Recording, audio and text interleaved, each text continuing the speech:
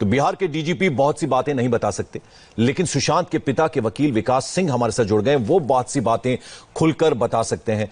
Sir, बहुत बहुत स्वागत है आपका इंडिया टीवी पे। बहुत सारी बातें बिहार के डीजीपी ने हमें बताई, उनसे हमने जानने की कोशिश की। आपके पास सुशांत केस को लेकर इस वक्त क्या अपडेट है सर? देखिए, अपडेट तो यही है कि कल उन्होंने सेंट्रल गवर्नमेंट ने नोटिफिकेशन निकाल दिया है for taking over this investigation, क्योंकि जो बिहार सरकार का जो नोटिफिकेशन था वो एक तरह का एनओसी था। एनओसी के अंदर ये सिर्फ बिहार सरकार ये कहता है कि हमको कोई ऑब्जेक्शन नहीं होगा अगर सेंट्रल गवर्नमेंट इस एफआईआर का इन्वेस्टिगेशन सीबीआई को इंट्रस्ट कर दे।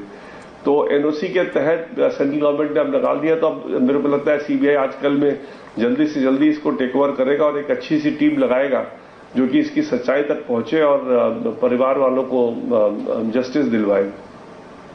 विकास जी, एक थ्योरी ये भी सामने आ रही है कि सुशांत ने जिस पंखे से लटककर जान दी, वो उस पंखे से लटककर जान दे ही नहीं सकते थे, यानी वो उस पर लटक ही नहीं सकते थे।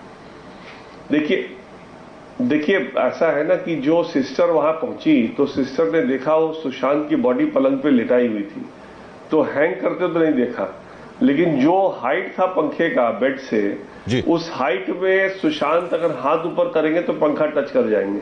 तो इसलिए जो डेथ बाय हैंगिंग जो होता है, और ये एक्सपर्ट्स भी बताएंगे आपको, डेथ बाय हैंगिंग जो होता है वो ऐसे होता है कि जब आप कोई स्टूल पर चढ़ जाए और स्टूल को फिर धक्का देकर अलग कर दें तो बॉडी आपका हैंग करता है ऑन द फैन।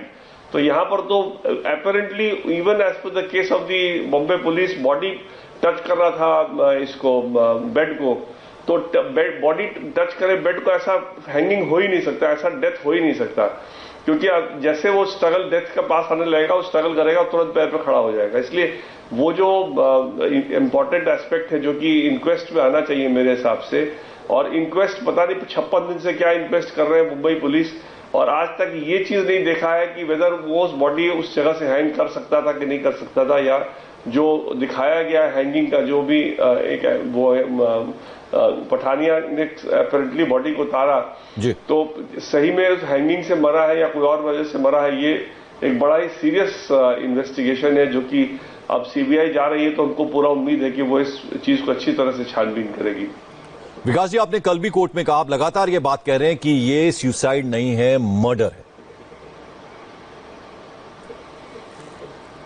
देखिए, मैं मर्डर नहीं कह रहा हूं, लेकिन मैं कह रहा हूं मर्डर का भी स्कोप है। हमारा तो FIR attempt to abetment to suicide का ही है और अभी तक हमारा वही बरकरार रहेगा। लेकिन जब तक इंक्वायरी नहीं होगी, इन्वेस्टिगेशन पर ही सही नहीं होगी, तो कुछ ऐसे बिंदु हैं जिसमें कि ये मर्डर भी निकल सकता है। और इस मर्डर, अगर ये मर्डर भी होगा तो उसके लिए भी रिस्पॉन्सिबल डेफिनेटली रिया ही होंगी, इसलिए कि रिया ने ही अपने स्टाफ को रख रखे थे, पिठानिया वगैरह सब रिया के आदमी थे। तो इसलिए रिया जब छोड़ के चली गई और फोन ब्लॉक कर दिया, तो जो भी उसके साथ उसके बाद हुआ है उसकी पूरी तरह जिम्मेदार वही होंगी। अगर उस कोई कॉन्स्पिरेसी हुई है तो उस कॉन्स्पिरेसी में भी वो डेफिनेटली इन्वॉल्व होंगी। इसलिए हमने तो अभी तक अबेटमेंट टू सुसाइड ही कहा है, लेकिन अगर इसकी प्रॉपर छानबीन की जाए तो शायद ये मर्डर हो, और मर्डर में भी इसका ट्रायल अच्छे तरह से इसका सारा वो हो, इन्वेस्टिगेशन हो, तभी पता चल पाएगा कि कौन कौन इसके किरदार हैं इस मर्डर के। सर, कौन कौन से ऐसे पॉइंट्स हैं जिनसे आपको लगता है कि सुशांत के सुसाइड के पीछे एक बड़ी साजिश है? देखिए, साजिश वाली बात को मैं अपने तरफ से नहीं बोल सकता। अगर पुलिस को कुछ एविडेंस मिले तो दूसरी बात है, क्योंकि हम जो मीडिया जो चाह रही है कि हम उसको बोलें कि बड़ी साजिश थी, फिल्म इंडस्ट्री वाले सारे लगे हुए थे, या मुंबई पुलिस भी जिस डायरेक्शन में इन्वेस्टिगेशन कर रही है, जब तक हमारे पास कोई डायरेक्ट इन्फॉर्मेशन नहीं हो हम इस तरह की बात बोलना हमारे लिए उचित नहीं होगा। लेकिन हाँ, अगर प्रॉपर इन्वेस्टिगेशन होगा और कोई साजिश की बात आती है, कोई पॉलिटिशियन का इन्वॉल्वमेंट आता है या और किसी बड़े अफसर का इन्वॉल्वमेंट आता है, तो वो चीज जब सीबीआई जांच करेगी तो सामने आएगा, तो फिर जो भी गिल्टी उसमें होंगे उनके खिलाफ कार्रवाई होगी। लेकिन हमारे तरफ से आज के दिन में बोलना कि ये कोई ऐसी साजिश थी और बड़े लोग उसमें इन्वॉल्व है, मेरा ये मानना है कि अभी इन्वेस्टिगेशन बहुत अर्ली स्टेजेस पे है। मुंबई पुलिस ने तो कुछ किया नहीं है, पटना पुलिस ने जो किया है और उसके आगे जो सीबीआई करेगी तब रियल पता चलेगा कि एक्चुअली हुआ क्या है। क्योंकि परिवार तो वहां कोई था नहीं, बहन भी थी, वो दूर थी, मौत के बाद ही बहन को बुलाया गया। तो इसलिए परिवार वालों को बिल्कुल भी आइडिया नहीं है कि क्या हुआ इन 6 दिनों में, और स्पेशली लास्ट के 3 दिनों में जब उन्होंने सुसाइड का या सो कॉल्ड उनकी मौत हुई। तो इसलिए हमारा अभी कुछ भी कमेंट करना इस मामले में बिल्कुल अनिवार्य नहीं होगा। सर 8 से 14 तारीख यानी कुल 7 दिन होते हैं, उनकी कॉल डिटेल सामने आई है जिसमें साफ ये पता चल रहा है कि रिया चक्रवर्ती से बात नहीं हुई, ना कोई मैसेजिंग हुई, क्योंकि रिया चक्रवर्ती ने ब्लॉक कर दिया था मोबाइल सुशांत सिंह राजपूत का। लेकिन क्या इस बीच परिवार के साथ सुशांत सिंह राजपूत की बात हुई, और अगर हुई तो किस तरह की बात हुई और किन किन से बात हुई? देखिए 8 से 12 उनकी जो सिस्टर बॉम्बे रहती है मीतू, वो जाके रही थी उनके साथ। जब रिया चली गई तो परेशान बहुत थे, तो उन्होंने बहन को बुलाया था और बहन रही भी 4 दिन, और बहन ने बहुत उसको काम डाउन करने की कोशिश की। लेकिन बहन को भी अपनी बेटी थी, उसको जाके उसको देखना था। तो 4 दिन के बाद वो 12 को चली गई वापस, और 13 को क्या हुआ, 12 के उसके जाने के बाद क्या हुआ, 13 को क्या हुआ, ये बड़ा ही सवालिया निशान है कि उस पीरियड में कौन कौन मिला सुशांत के साथ और क्या हुआ उस पीरियड में, और 14 को किस हालात में और कैसे उसने सुसाइड किया भी कि नहीं किया, या सुसाइड का एक वो बनाया गया, मतलब एक इंप्रेशन देने की कोशिश की गई। तो ये सारी बातें जो है ये इन्वेस्टिगेशन के दौरान ही आएगी, और मेरा ज्यादा बोलना इसलिए भी ठीक नहीं है कि मैं नहीं चाहता किसी तरह से इन्वेस्टिगेशन पे कोई भी हस्तक्षेप हो। इन्वेस्टिगेशन पूरी अच्छी तरह से हो, और अपने पुलिस वाले अपना दिमाग लगा के अपने हिसाब से समझें कि क्या इसमें सही हुआ है, और उसी के बेसिस में अगर चार्जशीट बनती है तो चार्जशीट फाइल करें, और जिन्होंने भी इसका रिस्पॉन्सिबल है इसके लिए, उनको प्रॉपर अंजाम तक कानूनी अंजाम उनको दिलाया जाए। सर एफआईआर की बात आने तक लगभग 1.5 महीने का वक्त लग गया, कहीं ना कहीं परिवार की तरफ से थोड़ा डिले हुआ, ऐसा आप मानते हैं? देखिए परिवार में जो प्रॉब्लम थी वो करीब 40 दिन का डिले है, 41 दिन का डिले है। 40 दिन तो बिहार में मॉर्निंग ही होता है, और परिवार ने 25 फरवरी को ही मुंबई पुलिस को कह दिया था कि इनके जान को खतरा है, या जिन लोगों के साथ ये घिरे हुए हैं वो लोग सही नहीं है। तो मुंबई पुलिस को ऑटोमेटिकली 14 तारीख के बाद उसी लाइन पे वर्क करना चाहिए था। परिवार ने अच्छा किया कि कोई रिटर्न कंप्लेंट नहीं दिया। अगर रिटर्न कंप्लेंट दिया होता तो जिस तरह से मुंबई पुलिस का रवैया आज, उसको भी रफा दफा करके क्लोजर रिपोर्ट बना देते।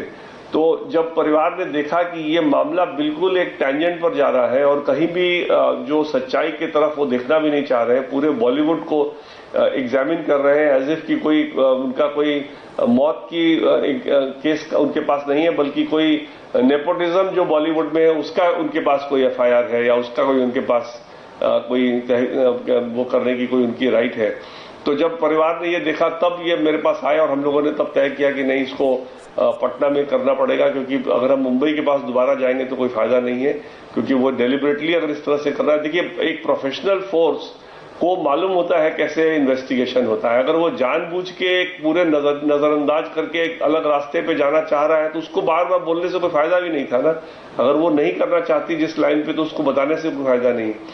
तो फिर हमने देखा पटना में क्लियरली जुरिस्डिक्शन है, और पटना में एफआईआर दर्ज किया जाए, और सारे सहयोग मिला हम लोगों को पटना में सारा उसको।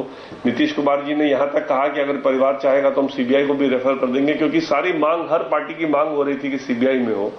और जब मुंबई पुलिस ने और मुंबई सरकार ने जब हमारे अफसरों को, बिहार के अफसरों को जब क्वारंटाइन कर दिया, तो बड़ा क्लियर स्पष्ट साबित था कि भाई क्वारंटाइन करने का मतलब है कि आप अक्यूज्ड को फायदा दिलाना चाह रहे हैं, इन्वेस्टिगेशन में बाधा डालना चाह रहे हैं।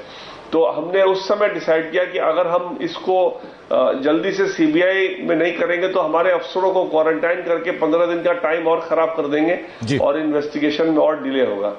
तो इसीलिए सीबीआई के लिए हमने जब सहमति दी तो तुरंत नीतीश कुमार जी ने सेम डे नोटिफिकेशन निकाला, सेंट्रल गवर्नमेंट ने भी एक्सेप्ट कर लिया। तो अब हमको बड़ी उम्मीद है कि सीबीआई इसके तह तक जाएगी और सुशांत सिंह के परिवार वालों को जस्टिस मिलेगा। सर मुंबई पुलिस की भूमिका को किस तरह से आप देखते हैं, क्योंकि हम अगर रिया की भी बात करें तो पहले वो सीबीआई जांच के लिए तैयार थी, फिर अचानक से उसने कहा कि मुंबई पुलिस करेगी जो कुछ करेगी, यानी कहीं ना कहीं आपको लगता है कि वो रिया चक्रवर्ती को बचाने की कोशिश कर रही थी मुंबई पुलिस? देखिए आप, मुंबई पुलिस ने जो आज तक किया है ना, वो बड़ा ही सवालिया निशान के घेरे में पड़ा हुआ है।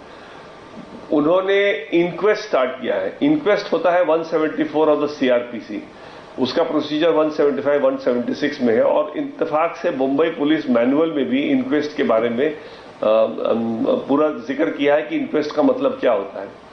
इंक्वेस्ट का मतलब होता है कि डेड बॉडी को देखना और समझना कि कैसे मौत हुई और कोई सस्पिशियस सर्कमस्टांस था कि नहीं था। फॉर इंस्टेंस अब इंक्वेस्ट में क्या होगा कि जब जिस कमरे में बंद थे वो अंदर से बंद था या बाहर से बंद था। अगर अंदर से बंद था तो किसने दरवाजा तोड़ा, कैसे दरवाजा तोड़ा, और अगर वो लटक के मरे तो जो मैंने आपको पहले शुरू में बताया कि वो हाइट सफिशिएंट था कि नहीं, कोई स्टूल वहां आसपास था कि नहीं जिसको स्टूल पे चढ़ के वो लटके और स्टूल को गिरा दिया, तभी तो बॉडी लटकेगा ना। तो ये इंक्वेस्ट का काम सिर्फ इतना ही है, इससे ज्यादा इंक्वेस्ट का कोई काम नहीं है। ये काम नहीं करके मुंबई पुलिस पूरे बॉलीवुड को बुला बुला करके सारे प्रोड्यूसरों को 5-5, 6-6 घंटे इन्वेस्टिगेट कर रही थी, एज इफ की इंक्वेस्ट नहीं कर रही है, एज इफ की कोई बॉलीवुड में कोई नेपोटिज्म का वो काम देख रही है। चलिए सर, हम उम्मीद करते हैं अब चूंकि सीबीआई के हाथ में पूरा मामला है, अब सीबीआई जांच करेगी, तो हम उम्मीद करते हैं कि सुशांत सिंह राजपूत उनके परिवार को न्याय जरूर मिलेगा। बहुत बहुत शुक्रिया। सब उम्मीद में, हम लोग इसी उम्मीद में। बहुत बहुत शुक्रिया सर इंडिया टीवी से बात करने के लिए। तो विकास सिंह हमारे साथ थे, लॉयर के सिंह जो कि सुशांत सिंह राजपूत के पिता हैं, उनके वकील हमारे साथ थे। रिया चक्रवर्ती के खिलाफ ईडी को कुछ अहम सबूत हाथ लगे हैं। पूरी डिटेल ब्रेक के बाद।